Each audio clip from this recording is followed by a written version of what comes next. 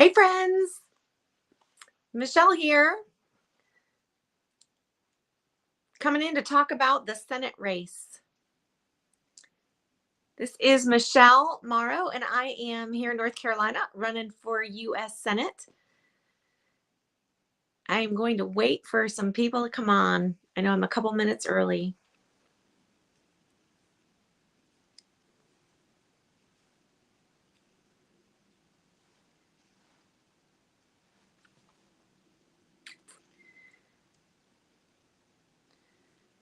Hey, I see somebody had clicked on. Hey guys, thank you for coming on. It has been a long time for those of you that are here in North Carolina. During COVID, my name is Michele Morrow, and I am running to be your next senator from the state of North Carolina. And during COVID back in 2020, I was on every night for about a year and a half because I am a nurse, and I was discussing with people how they could stay healthy and just trying to encourage people through a very difficult time. I am here tonight because we have a very important race that's coming up on March 3rd. And for those that don't know, we have a primary that's happening. And I wanted to talk a little bit about that tonight because I believe that we have an incredible opportunity to take back North Carolina and to retire Roy Cooper forever. For those of you that don't know, my name is Michele Morrow. I am a nurse. I'm an educator. I'm a mom of five, and I have been fighting for our freedoms here in North Carolina for the last 11 years. It started with election integrity. It moved into medical freedom, trying to get our state reopened, trying to get masks off of our faces. And then it went into education reform, trying to get pornography out of our schools and the DEI out of our classrooms and CRT, and just focus on actual basic education so our children are able to take those incredible jobs that are offered here in the state of North Carolina. But I'm here tonight to talk about this Senate race and why it is so important that we return our state and our nation to the godly principles on which we were founded. It's time for us to support President Trump as he has been fighting so hard to give the baton of freedom back to us, to give us, we the people, back control of our government, because for too long it has been in the hands of a select few, and we are seeing the results of fraud and abuse and waste. And basically, we have been stolen from for a very long time. And so I'm here to talk about that and why it's so important that we not only vote, but that we let our elected officials know what we want from them. And that's actually why I started a live stream back in 2020, because there were a lot of things going on, a lot of things that were coming down from my opponent, who is Roy Cooper. Should I win the primary in March, that he was actually robbing us of our constitutional freedoms. And so I want to talk a little bit about that, because what we're seeing in Minneapolis right now is a lack of law and order, a lack of justice. And we know that we cannot exist as a constitutional republic if we do not return law and order to our streets. And so I want to talk about that. But first, I want to say, what is a primary for? Right? A primary is intended to select the best candidate that can defeat the Democrat in November.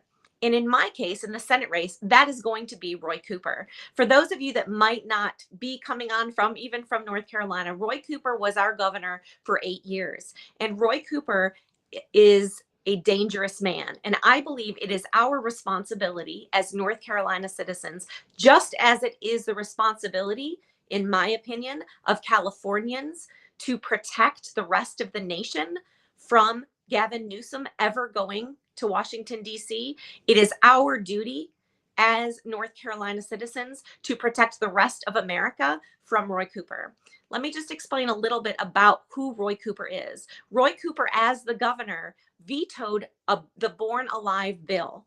The Born Alive bill was put forth to say if a baby should happen to survive the horrors of an attempted abortion, that bill said that the medical personnel had to give them life-saving care.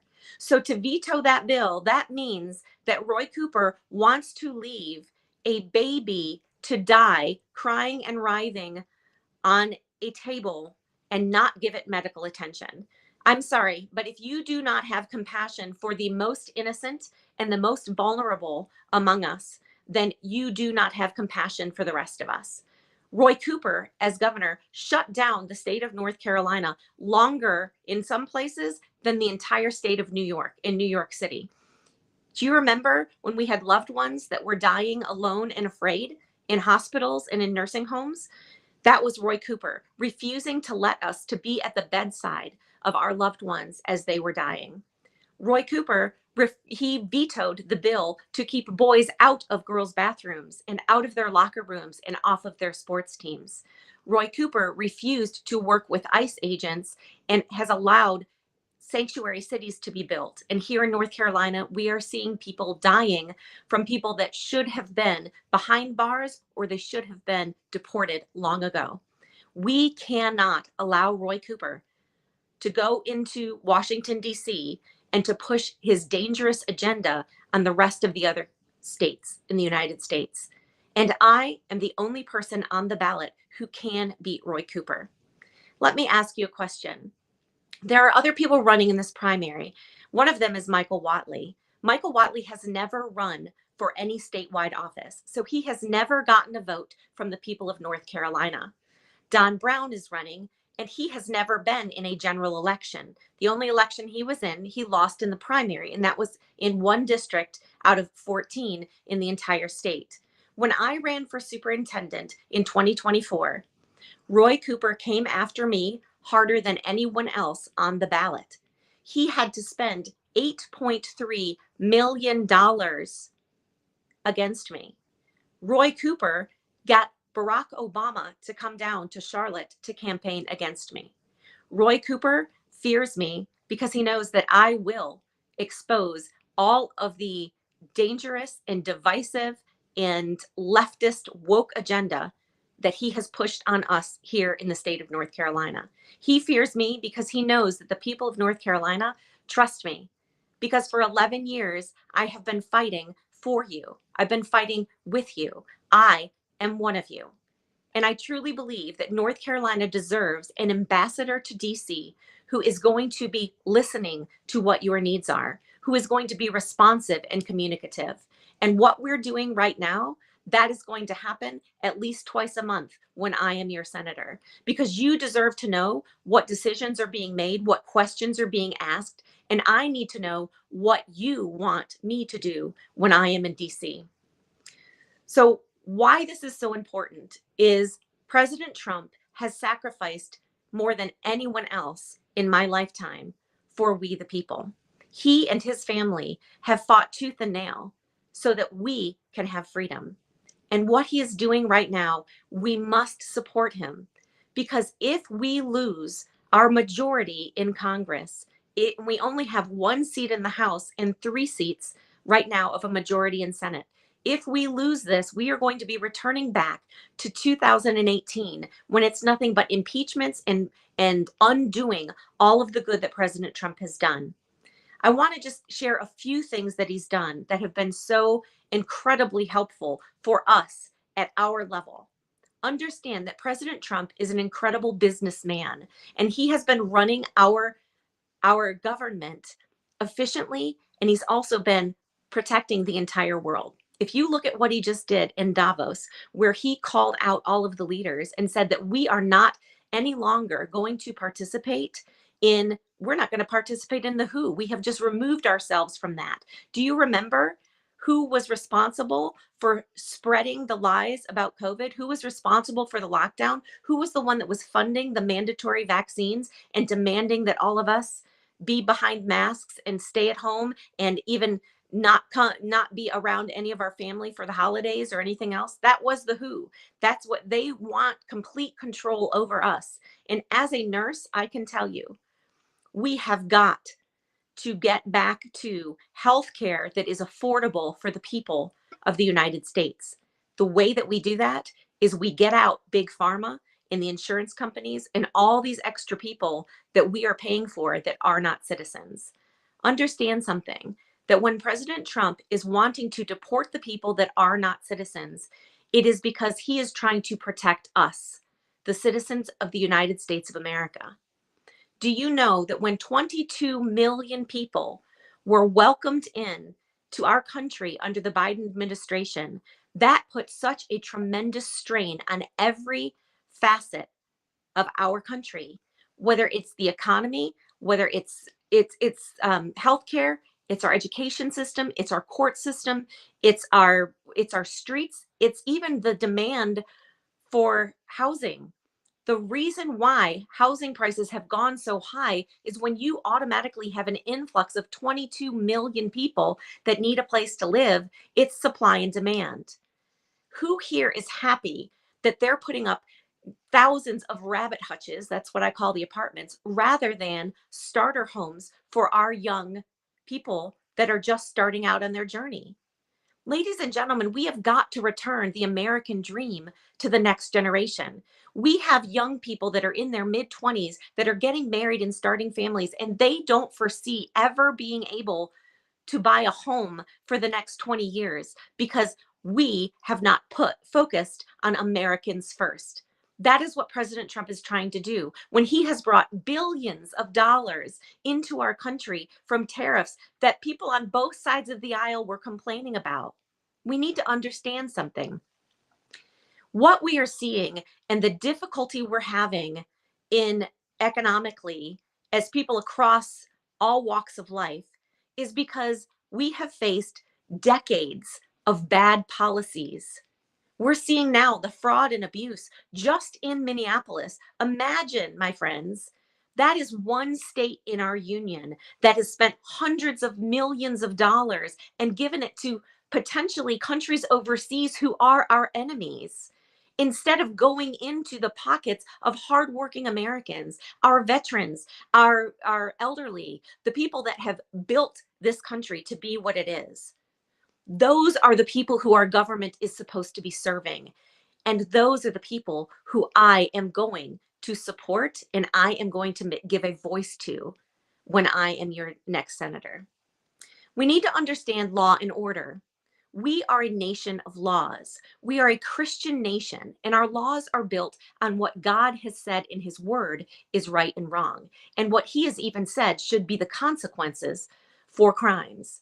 God says in his word that government is established to bless the righteous and to punish the wicked. And unfortunately, we have not been punishing those that deserve it. And I'm talking about from all the way in DC to our local communities. Has anybody watched CNN recently and watched any of the hearings that they're having, even for the last couple of years? Constantly, we have senators that are drawing out these criminals and they are confessing to doing things that are against the American people, against the oath that they take in order to uphold the Constitution, against the very people whose money they are using to enrich themselves. And yet, what happens? We don't see anyone arrested. And I believe we need to return to Rudy Giuliani's idea of how we handle crime. You know, in the early 80s, New York City was a place that no one wanted to visit because crime was so rampant. And when he became mayor of New York, he said, we are going to prosecute even the smallest crimes, whether it's spray painting the side of a building or breaking a window or scratching a car. Why? Because if we let those crimes go unchecked and we let people get off, they're just going to do things that are more and more dangerous. And we are seeing that firsthand. When people don't see others facing consequences for their crime, what deterrent is there from people doing horrible things? And you're seeing it right now in Minneapolis. We have got to support our law enforcement. We have got to enforce our laws. It makes no sense to keep sending people up to Washington, sending people to your capital city, electing people into your local government to write laws if we're not going to enforce them. And make one thing clear, everyone in Minneapolis who is trying to hinder or obstruct or assault any law enforcement officers, they have already broken a law when two or more of them get together to make that plan. There is a statute, 372, that says anyone that plans this is guilty of a felony. I say it's time to arrest every single one of these people that is out in the street, that is fighting back against our ICE officers and allowing them to do their job. Something we need to appreciate is the mainstream media has been incredibly dangerous to us as a nation. It's divided us, it's lying to us, and they're still lying. The fact that they would talk about claiming that a 5-year-old was actually taken into custody by ICE because their parent was an illegal alien that was fleeing the police is an absolute lie. What they were doing is actually protecting that child because his father couldn't be bothered to take care of him before he tried to flee because he's here and he's had a detainer and he knows he was supposed to go back home. This is the truth. Our law enforcement sees things that you and I will never see and we should never see. And one of those is the attack on our children. Just yesterday, Pam Bondi came out and said that there is absolute proof that Joe Biden was giving money to child trafficking agencies. Ladies and gentlemen, they should have been on his doorstep and they should have been arresting him immediately. How about the fact that last week, Bill and Hillary Clinton were subpoenaed to come and testify before Congress about their dealings with all of the treasonous and seditious activity that we already know Barack Obama is guilty of. They didn't show up. Why aren't they arrested? Why aren't they behind bars for contempt of court? Because heaven knows Steve Bannon and others have actually been in prison for not coming and testifying against President Trump because they were Peter Navarro also. We must have justice.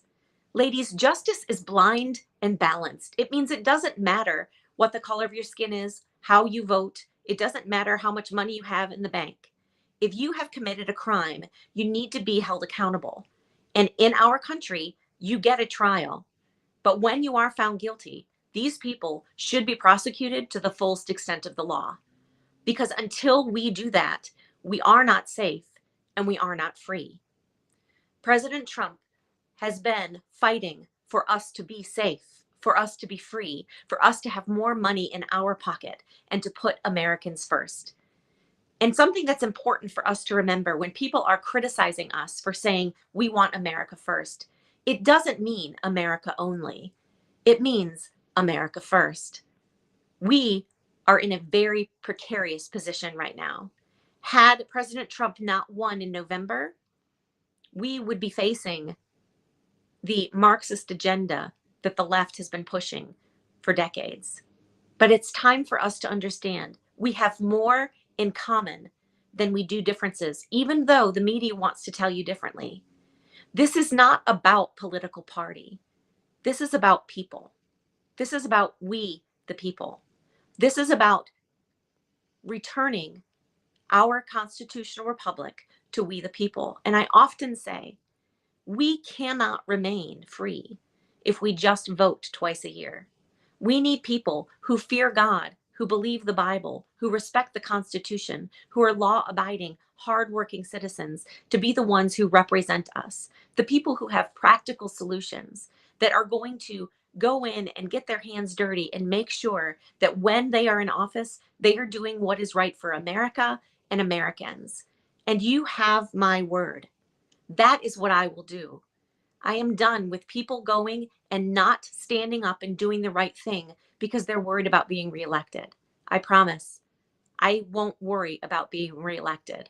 I believe that when you are trusted by your fellow citizens to have a role in government, it is your job to do what is right and let the chips fall where they may, because we will be there for such a time as this. It's time for us to remember that 250 years ago, North Carolina was called First in Freedom because our ancestors met in Mecklenburg and determined that they were going to claim independence from Great Britain before the Constitutional Congress ever even met. We have a chance right now to return to being first in freedom, to taking back our state for we the people. And that is why I am running. I want you guys to understand too that This is not about me. This is about we. This is about coming together and uniting as Americans who all want the same thing for our families. We all want safer communities. We want better education. We want better opportunities. We want more money than we have month. We want to ensure that our farmland is not owned by China, but it's owned by our North Carolina farmers. It's time for us to come back together and recognize this is something that Glenn Beck said yesterday. Unity is not all of us agreeing. Unity is having shared benefits. And we, as citizens of the greatest country in the history of the world, all share the benefits of being citizens. But it also comes with great responsibility. And our responsibility, especially those of us who know Christ as our Savior, must stand up and we must make our voices heard.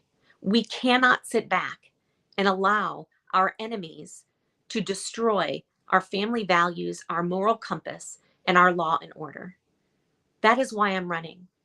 What we saw happen back in September with Charlie Kirk being murdered, that was an actual pivotal time in our country. Why? Because Charlie Kirk was infusing hope and purpose and direction into our young people's lives that really they have been lacking for a long time.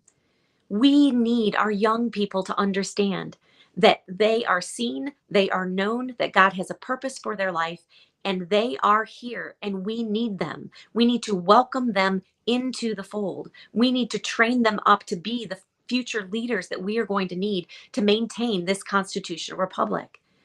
It was Benjamin Franklin that said, "We have a republic if we can keep it." We are at that position. We must support President Trump and everything that he's doing. And the way that we do that is we keep the majority in Congress, we keep the majority in the Senate so that we can continue, he can continue to push America First policies and constitutional values from DC down into our states. So I ask you today, what will you do? This is not just a matter of a few people that are running for election. As I said, this is not my campaign. This is our campaign to take back this Senate seat. I am actually not running for Tom Tillis's seat. I am running for Jesse Helms's seat because it is past time to return that seat to a bold, outspoken, unapologetic Christian conservative who is going to push the woke agenda out of North Carolina and out of the United States forever. And we are going to retire Roy Cooper. We have that chance, but I can't do this without you. And I wouldn't want to do it without you because you are the people that I am going to represent. You are the voices that I am going to amplify. You are the people that I am going to trust, that are going to tell me what you need to provide a future and a hope for the next generation. It is our time to stand up and to say, we are a God-fearing country. We need to return to the foundational principles on which we were founded. We do not need to be ashamed for being Christian, and we will never become the Islamic states of America. We are the United States of America, and we are a God-fearing nation, and we are a nation of laws, we are a nation of justice, and we are a nation of opportunity. When our founders wrote that we have a sovereign God, an almighty God, a creator God, they understood that God is God and we are not. And it is time for us to put him back into every facet of our country once again. That means personally within our families, our communities, our churches, our schools, our businesses, and our legislature. Because when the righteous rule, the people rejoice. But when the wicked are in power, the people groan. We are done groaning. We are on the right side of history. We have the solutions. We have the compass. We have the hope that everyone is longing for. So I ask you if you will join me in this mission to return our nation back to its founding principles, to put God back into our society where he belongs, to give hope and inspire the next generation to rise up and to love their country and to be appreciative of their country and to be all that they can be. Do you remember when that used to be the slogan? Let's return to it, because it is true that if you are honest and hardworking and law abiding, you can do anything in the United States of America. We have been a place of hope and inspiration for the world. And when we have strong borders, when we are energy independent, when we have a strong education system, when we are prosperous, and when we are free, the rest of the world looks to us and they have hope. We need to return to being a city on a hill. We need to return to our founding principles, and we need to inspire the next generation to be sure that the United States is free and prosperous and a place that it brings hope to the rest of the world. So I need your help. You can go to my website. If you have questions, we are going to be doing a live stream every week until the primary. The primary is March 3rd. Early voting actually starts on February 12th. I'm sorry. I need your help in support. Can you send $10, $25, $100, whatever it might be? We have got to get the word out that I am back on the ballot, because the people around North Carolina, they gave me over 3 million votes in the 2024 election. I know that I can defeat Roy Cooper, and I know that we can paint North Carolina red, and we can return to the values that all of us hold dear. So please go to my website. It's morrow4nc.com. That's MORROW 4nc.com. And if you want to write in some questions for me to answer on the next live stream that I do next week, you can go to my website, or you can email me at morrowcampaign@gmail.com. That's morrowcampaign@gmail.com. And we only have a few more minutes. And I thank you so much for coming on and for listening. And for those of you that are in North Carolina, there might be people that are outside. You can also participate. You can't vote, but you can absolutely share things on social media. You can send donations, and you can pray, because our nation needs to heal. And I think that North Carolina needs Nurse Michele to be the one to heal us. And the way that we are healing is through uniting under the banner of freedom that President Trump has placed above us.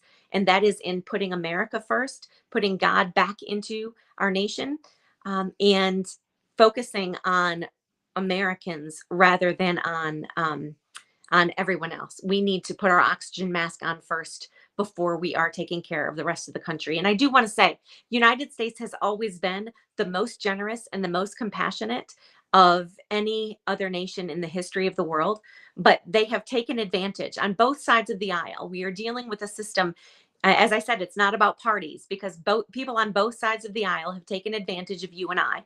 They have asked us to pay our tax money, and they have used it for things that are not to our benefit, for people that are even our enemies. And it is time for that to stop. I say we don't ask for one more dime from the American taxpayer until there is an accounting of where all of this money has gone. It is very easy to lower our taxes by cutting 75% of the bureaucratic bloat and all of the people in these agencies and these NGOs that are making so much money off of us. And I will tell you that the only time when the government takes over anything, it makes it less efficient, less effective, and more expensive. And so it's time for us to cut so many of these entitlement programs and make things happen at the state level. I've said that when the church gave over the care of the poor and the widow and the orphan and the immigrant to the government, that's when our country started to go south, because it took the moral message out of it. It took personal responsibility out of it. It took that personal touch out of it, of knowing people and reaching out to people within your community. And we need to return that. We need to make sure that our local and state government is more powerful than the federal government.